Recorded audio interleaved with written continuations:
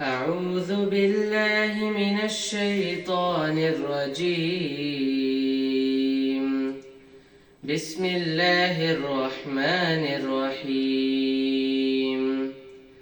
القارعة ما القارعة وما أدراك ما القارعة يوم يكون الناس كالفراش المبثوث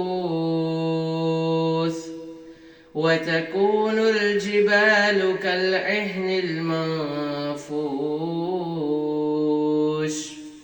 فأما من ثقلت موازينه فهو في عيشة راضية وأما من خفت موازينه فأمه هاوية وما أدراك ما هي نار حامية.